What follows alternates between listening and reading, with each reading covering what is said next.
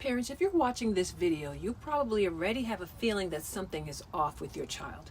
If they're 2 years old and they're not using words at all, or they're not sounding like their peers, or if they're 3 years old and they only have a few words, then you need to listen to this video.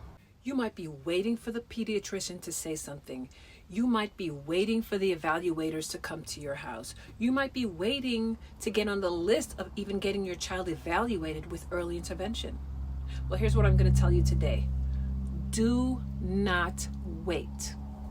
I'm going to give you 10 questions based on the questions asked in an evaluation that will help you decide whether it's time to call the evaluators, speak to the pediatrician, and get that process going. If by the age of 2 or 3, your child is not putting two words together like mama up in order to be picked up, or more juice in order to get more juice, or no more when they're done, or all done when they're finished, then that's a red flag. So if your child is just using sounds or not using sounds at all, or maybe just one word, then it may be time to get an evaluation.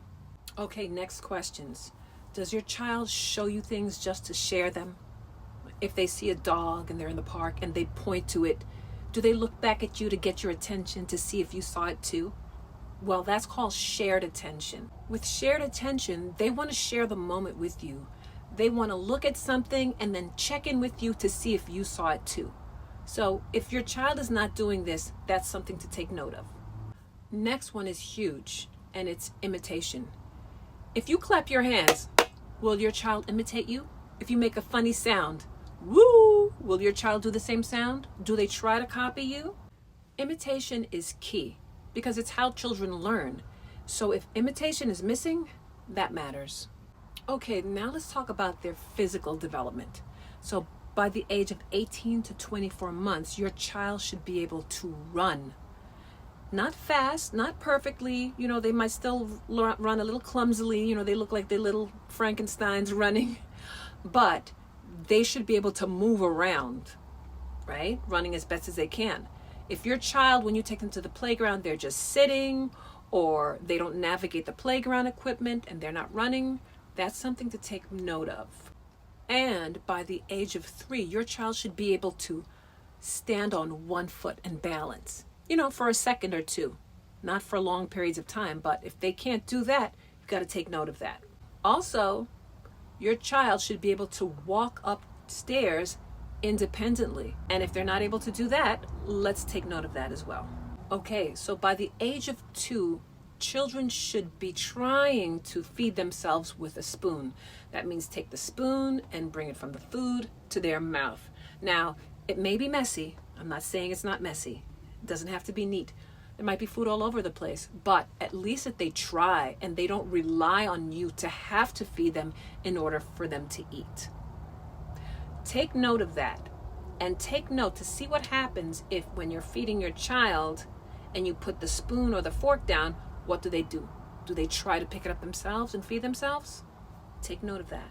Okay, let's talk about when you're getting your child dressed. They can't get dressed by themselves. So you pull the shirt over their head, and then they should naturally try to stick their arm out through the sleeves. Does your child do that? Or when you're putting their pants on and you hold the pants in front of them and they hold on to you, do they try to step into the legs of the pants? I'm asking you this to find out if they help you when you're dressing them. Or do they just lay there or stand there and wait for you to do everything? You have to push their hands through the sleeves, and you have to pick up their feet and put them through the legs of the pants. What about when you take off their shoes? You start to loosen the laces or the straps. Does your child go to now take the shoe off by themselves, or do they not? Take notes, because all of this matters. Okay, now let's ask some questions about your child's cognitive functioning, problem solving. If they have a toy and they're playing with it and it falls and rolls under the couch, do they now attempt to get a tool to try to fish it out? Do they get on the floor and look for the toy to try to take it out? What if there is something in a container that they can't open? Let's say there's a ball in a container and they want to get access to it. Do they bring it to you so that you can open it and solve the problem and open it for them?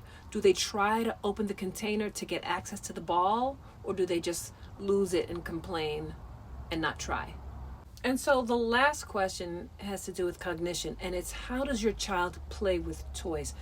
Do they have play skills? Do they play purposefully with the toys? So for example, if they have a shape sorter, do they try to put the pieces in the correct shape that they go into in the shape sorter? If they have a toy car, do they play with it the way it's supposed to be played with? Like, do they roll the car and go vroom, vroom, vroom, or make the sounds? Or do they roll the car and let it go? Or do they do something else like hold the car and spin the wheels or line the cars up with other cars? How does your child play with toys? If they have a baby doll and a spoon, are they automatically going to try to feed the baby doll? Or do they try to give the baby doll the milk through the pretend bottle? How does your child play with toys? If they have a bunch of Legos in front of them, will they stack them on top of each other, or do they just mouth the toys and or throw them? These questions are going to help you answer whether or not your child is playing with toys the way they're supposed to. If you're watching this video for the first time, my name is Miss Angela. I'm an early interventionist, and I work with families who need their children to thrive and communicate, engage, and connect. Share this video with a family who may be going through this, and in the comments, let me know what area are you planning to observe this week. Because in the next video, we're going to go right into play skills. We're going to talk about how your child engages with toys. I'll see you there. Don't wait.